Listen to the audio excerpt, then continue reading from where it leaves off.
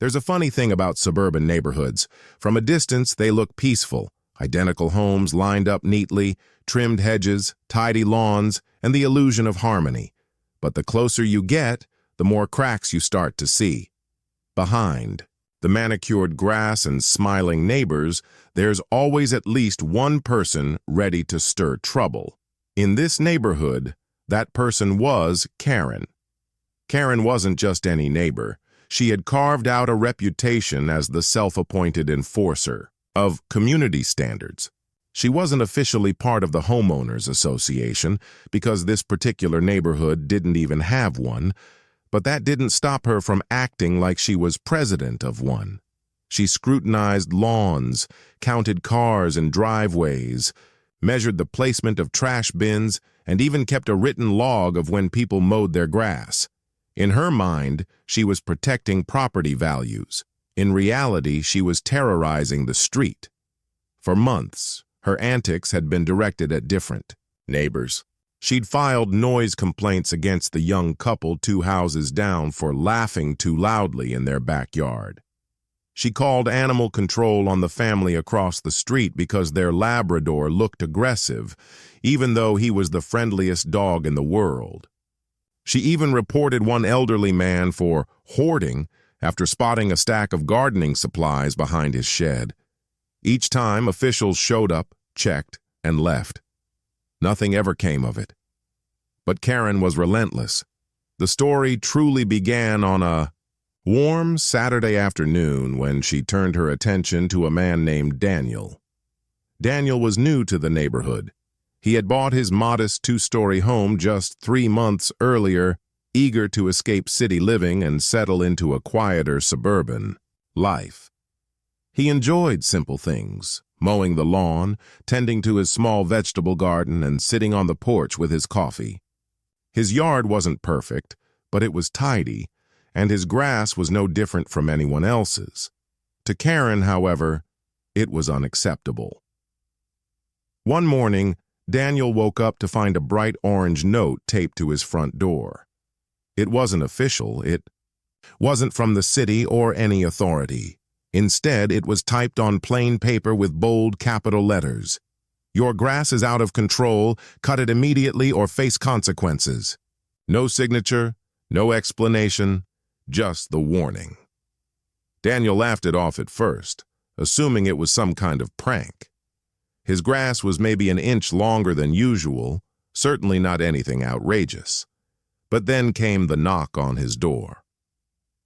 Standing, there was Karen, clipboard in hand, wearing oversized sunglasses and a smug expression. She launched into a lecture about how lawns in the neighborhood needed to be maintained at regulation height.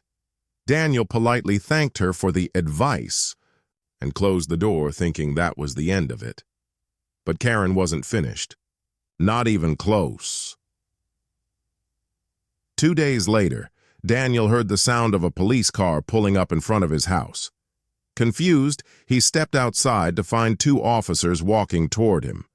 They asked if he was the homeowner and explained that they had received a report of a potential code violation regarding his lawn. Daniel was stunned. His lawn was a normal patch of green suburban grass. Nothing illegal, nothing hazardous. The officers took one look, exchanged an almost embarrassed glance, and told him they'd be leaving. It was obvious to them that the complaint was baseless. But here's the thing. This wasn't the first time they had been called to the neighborhood. They knew Karen. Everyone at the local precinct knew Karen. She had a history of calling in. False reports for everything from suspicious cars to illegal fireworks that turned out to be kids with sparklers. The officers apologized to Daniel, told him to ignore her, and drove off. For Daniel, that should have been the end of it. But Karen wasn't satisfied with being ignored. She doubled down. Over the next few weeks, she called the police not once, not twice, but 4 more times, each time claiming Daniel's grass was violating city standards. Each time officers arrived, sighed, and left without action. Daniel tried to remain calm, but it was frustrating, not because of the grass, but because of the principle. He was being harassed in his own home by a neighbor who had nothing better to do. The breaking point came one late afternoon when Daniel was trimming his hedges. A police car pulled up yet again. This time, however, the officers didn't look indifferent. They looked annoyed. They explained, almost apologetically, that Karen had reported him again and that they were required to respond. But then one of them leaned in and said something Daniel would never forget. "We're building a case." Those words stuck with him. For the first time, Daniel realized Karen's obsessive behavior wasn't just an inconvenience. It was a liability for her. Every false report, every wasted police response, every hour spent on nonsense was being logged. The police were tired of it. And if she kept going, the consequences wouldn't fall on him. They'd fall on her. Karen didn't realize it yet, but she was digging her own grave. The more she pushed, the deeper she went. And Daniel, he wasn't about to stop her The sun set that evening. Daniel stood on his porch watching Karen pace around her yard with her clipboard. He could see her peeking over the fence, measuring with her eyes, waiting for the next excuse to strike. But Daniel no longer felt frustrated. Instead, he felt a strange sense of calm, because now he knew how this story was going to end. Karen thought she was in control. She thought she was winning. But what she didn't know was that the very system she was abusing was turning against her. And soon, it would all come crashing down. Karen's obsession with Daniel's lawn didn't die down. If anything, it escalated. For most people, seeing the police show up multiple times without taking action would be enough of a hint, but not for her. To Karen, the lack of enforcement meant that the authorities weren't doing their job. In her mind, it became her mission to make them act. She ramped up her efforts, documenting Daniel's lawn as though she were building a case file of her own. Neighbors saw her crouching on the sidewalk with a tape measure, snapping photos with her phone, and writing long notes on her clipboard. Sometimes she even whispered into a recorder, as though narrating her detective show. To anyone watching, it was absurd, but to Karen, it was serious business. One morning, Daniel noticed her standing at the edge of his property, squinting through binoculars at his grass. She was shaking her head, jotting things down furiously, and muttering to herself. Other neighbors started talking. People who had once politely tolerated her behavior were now getting irritated. They were tired of seeing police cruisers show up for no reason, tired of the tension, tired of being caught in the drama. And Karen, oblivious to how ridiculous she looked, only leaned harder into her crusade. It was around this time that Daniel began receiving strange letters. At first, they were anonymous. Printed notes, slipped under his door or left in his mailbox, demanding that he mow his lawn more often. Then they escalated. Karen finally signed one herself, writing in bold ink, "This is your final warning. If you refuse to comply, I will take further action." Daniel saved every single note. He tucked them into a folder, along with the police incident reports he'd requested copies of. Every time Karen called the cops, Daniel politely asked the officers for paperwork. They were happy to oblige. Each piece of paper was another nail in the coffin Karen was building for herself. The police, meanwhile, were no longer amused. Karen's calls had become a running joke at the precinct, but jokes eventually stop being funny when they waste resources. Each time officers were dispatched to Daniel's home, that was time pulled away from real emergencies. It wasn't just an inconvenience anymore. It was a misuse of public services. The turning point came on a hot summer afternoon. Karen had called again, insisting Daniel's grass was now posing a danger to the neighborhood. She claimed it was a fire hazard, that it was attracting snakes, and that it was lowering property values. Two officers showed up, visibly irritated. They walked the perimeter, saw nothing wrong, and then, instead of leaving quietly, they knocked on Karen's door. Neighbors peeked through blinds as the officers confronted her. Voices weren't raised, but the body language told a clear story. Karen gestured wildly toward Daniel's house, waving her clipboard like it was evidence. The officers crossed their arms, unimpressed. After several minutes, one of them pointed directly at her house. Then they turned and left, without even speaking to Daniel. Word spread quickly. For the first time, Karen had been publicly called out, and she didn't like it, not one bit. Over the following week, she tried new tactics. She called the city's code enforcement office, but when an inspector arrived, they found no violations. She tried contacting a local HOA, only to learn again that their neighborhood didn't even have one. She even wrote letters to the mayor's office demanding action against Daniel. None of it worked. Daniel, on the other hand, remained calm. He kept mowing his lawn at a reasonable pace, watering it and keeping it perfectly average. Not too short, not too long. Just enough to keep it normal. He didn't retaliate, didn't engage, didn't give Karen any ammunition. Instead, he quietly added each new piece of harassment to his growing folder. But then Karen made the mistake that would unravel everything. Late one evening, when the sun had set and most neighbors were inside, Karen crossed the property line. Daniel had security cameras installed around his house, and one of them caught her on video, creeping into his yard with a flashlight. She bent down, measuring the grass, pulling up tufts, and even sticking little flags in the soil like a surveyor. At one point, she leaned close to the camera without realizing it, muttering about how she would finally prove him wrong. The Geica. Next morning, Daniel reviewed the footage. He smiled. It was exactly what he had been waiting for. Trespassing, harassment, and clear evidence of her obsession. He backed up the footage, added it to his folder, and quietly prepared for what was to come next. Karen, meanwhile, had no idea she had just sealed her fate. She submitted a lengthy report to the city, attaching her photos, her notes, and her measurements. She claimed Daniel's lawn was not only a nuisance, but a threat to public safety.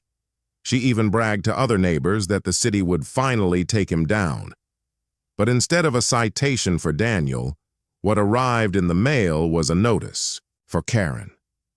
The city had flagged her for misuse of resources and warned her about making repeated false reports. Furious, she stormed down to Daniel's house, waving the notice in the air. Neighbors watched as she stomped back and forth on the sidewalk, fuming like a child denied a toy. For Daniel, it was a moment of quiet victory. But he knew this was only the beginning. The police had hinted they were building a case, and now, with the trespassing footage, Daniel had the final piece he needed. Karen thought she was punishing him. She thought she was the hero of her own story. But what she didn't know was that her crusade was about to come crashing down, harder than she could ever imagine. And Daniel? He was ready to let it happen. Because when someone digs their own grave, sometimes the best revenge is simply letting them finish the job. By the time summer gave way to fall, Karen's crusade against Daniel had become the defining drama of the neighborhood. What had started as a petty obsession over grass length had spiraled into a spectacle that everyone else watched, with a mixture of annoyance and amusement. But beneath the laughter, tension simmered. Karen wasn't just a nuisance anymore. She was a liability, and sooner or later, something had to give. Daniel, meanwhile, remained steady. His lawn was cut on schedule, neat enough to avoid criticism, but not manicured to perfection. He wasn't playing into Karen's game. He was simply living his life, drinking coffee on the porch, tending his garden, and quietly collecting every scrap of evidence. The file in his drawer had grown thick. Letters, incident reports, and, most importantly, the security footage of Karen trespassing at night. What Daniel didn't know was that the police had also been keeping their file. Karen's endless false reports had become more than an annoyance. They were a documented pattern of harassment and misuse of public services. Dispatch logs, officer notes, and audio from her frantic 911 calls were all stacking up. And the officers, already tired of being pulled away from real emergencies, were just waiting for the right moment to act. That moment came one chilly Saturday morning. It started like every other complaint. Karen called the police, this time insisting that Daniel's grass had grown to unsafe criminal levels overnight. She described it as though it were a jungle, claiming she had seen rodents swarming in it. The dispatcher, tired of her antics, dispatched a pair of officers, but not to investigate Daniel's lawn. Instead, they were instructed to confront Karen directly. When the patrol car rolled up, neighbors peeked through blinds, curious to see what would happen. Karen strutted out of her house, clipboard in hand, ready to lead the officers to Daniel's yard like a tour guide on a mission. But instead of following her, the officers stopped her on the sidewalk. Their tone was firm. Their body language was different. The exchange was brief, but the result was clear. One officer handed Karen a folded document, while the other gestured toward her house. Karen's face went pale. Her arms flailed as she tried to argue, but the officers didn't budge. After a few heated moments, they turned and left, leaving Karen standing alone, clutching the notice with trembling hands. The paper was a formal citation. She was being charged with filing repeated false police reports, a criminal offense. If she didn't stop immediately, she faced steep fines, mandatory court appearances, and even the possibility of jail time. For Karen, it was a devastating blow. For the neighbors, it was vindication. And for Daniel, it was only the beginning, because Daniel still had the video. That evening, he quietly reached out to the police department and provided the footage of Karen trespassing in his yard. The video was clear, undeniable proof of her obsession. Combined with the false reports, it painted a picture of a neighbor who wasn't just annoying, she was harassing him. The officers thanked him, adding it to their growing case file. Over the next few weeks, things unraveled quickly for Karen. She received multiple visits from city officials, each time with new warnings.